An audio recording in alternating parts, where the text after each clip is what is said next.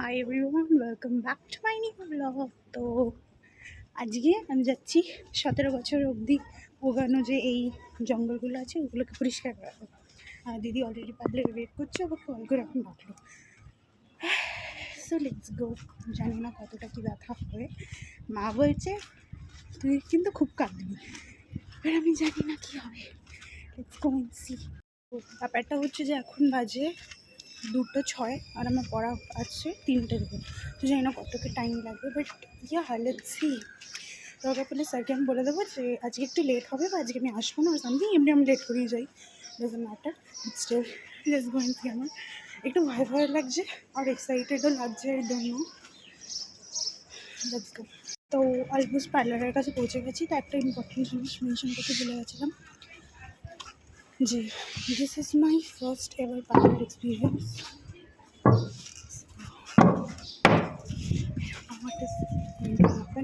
তো যেহেতু এটা আমার ফার্স্ট পার্লার এক্সপিরিয়েন্স, তো আমি জানি না কী হবে।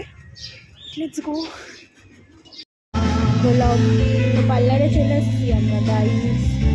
এবার কী হবে, যদি যদি আমার ব্যথা হয় বা আমার লাগে, আমার কষ্ট হয়, তাহলে একটু এই মহিলাটা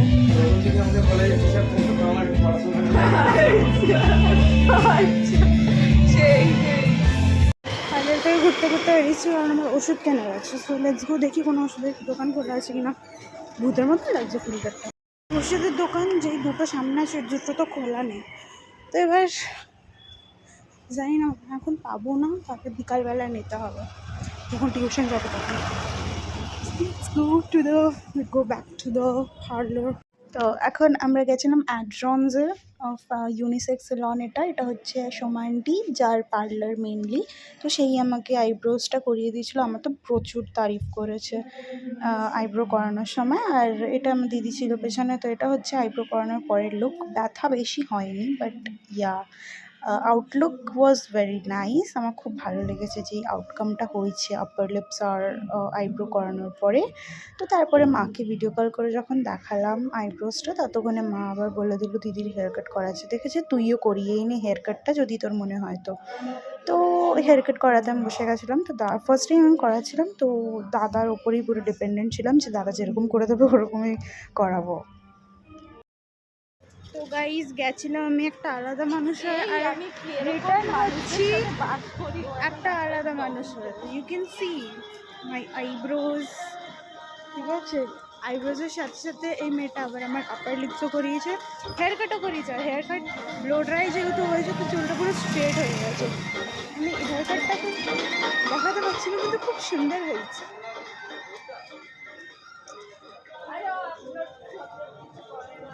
তারপরে তো বিকালবেলা বৃষ্টি হচ্ছিলো, বৃষ্টির সময় আমি একটু পড়তে বসেছিলাম, বাট পড়াতে আমার মন লাগছিলোই না। আমার চুলটাও, আমি ভেবেছিলাম স্ট্রেট চুলেই বেশি ভালো লাগবে এই হেয়ার কাটটা, বাট না, যখন আমার অ্যাকচুয়াল চুলের ইয়েটা এসে গেছে না, তখন চুলটা বেশি ভালো লাগছিলো। একটু যেহেতু সামনেটা কার্ল টাইপের হয়ে গেছিলো, ওটাতে বেশি ভালো লাগছিলো। তো আমি বারবার করে আমার চুলটা খুলছিলাম, ভিডিও বানাচ্ছিলাম, একটু চুলটাকে ফ্লন্ট করছিলাম। খুব সুন্দর সুন্দর ভিডিওস এসছে। নেচারও একদম ভালো স্বাদ দিচ্ছিলো। সাইড থেকে গরমও লাগছিলো না, পাখা বন্ধ ছিল তবুও, যেহেতু বাইরে হাওয়া চলছিলো ওই জন্যে। আর এত সুন্দর সুন্দর ভিডিও এসছে, আর তার মধ্যে চুলটা আমার যা লাগছিল, উফ! আর তার মধ্যে আইব্রোজ করিয়েছিলাম, তো এখনও একটু আমার ব্যথা আছে। তো তবুও ঠিক আছে, ওয়ার্থ ইট। আমার মনে হচ্ছে সবই ওয়ার্থ ইট। আইব্রোজ করানোর সময় আমার বেশি ব্যথা আপার সাইডটাতে, ফোরহেডের সাইডে হয়নি। বেশি ব্যথা হয়েছে আমার আইলেডসের যে জায়গাটা, ওই জায়গাটাতেই, যেহেতু আমার খুব ঘন আইব্রোজ ছিল তাই জন্যে। আর বাকি আন্টি তো আমার খুবই তারিফ করছিলো যে এরকম ক্লায়েন্ট আমি প্রথমবার দেখলাম, যে ফার্স্ট টাইম করাতে এসেছে তবুও এত শান্ত করে বসে আছে। ওর চোখে না একটা জল পড়েছে না, একটু কিচ্ছু না, একদম শান্ত হয়ে বসে আছে। আমি সেটা আমিই জানি আমার যে কতটা ব্যথা হয়েছে। বাট হ্যাঁ, everything was worth it. And first time hair কাটও করিয়েছিলাম, তো এটাও আমার ওয়ার্থ ইট লেগেছে। খুবই ভালো হয়েছে আমার হেয়ার কাটটা, আমার তো খুব পছন্দ হয়েছে। আর এবার আমি ভাবছি দুর্গাপুজোর সময় আমার একটা ট্রিটমেন্ট নেওয়ার কথা ছিল লাস্ট ইয়ারই, বাট এইবার নেবো, যেহেতু এইবারই লাস্ট ইয়ার 12th। তো আমি ভাবছিলাম ন্যানোপ্লাস্টিয়া করাবো। তো দাদা বললো ঠিক আছে, তুই 1 মাস আগে আসবি, আমি হেয়ার টেক্সচার বগেরা দেখে তোকে জানিয়ে দেবো তোকে কী করানো উচিত, কী করা উচিত না।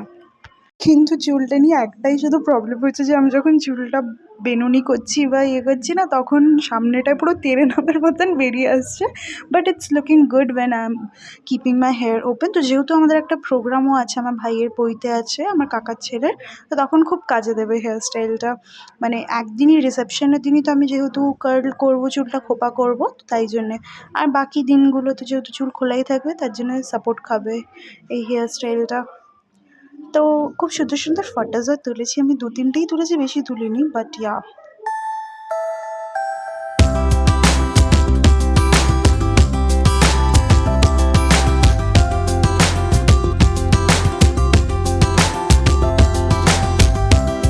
So yeah, that was it for the video. I hope you all liked it. If so, then do like and do like the video and subscribe to the channel. So see you in the next video. Ta-da! Take care. Bye bye.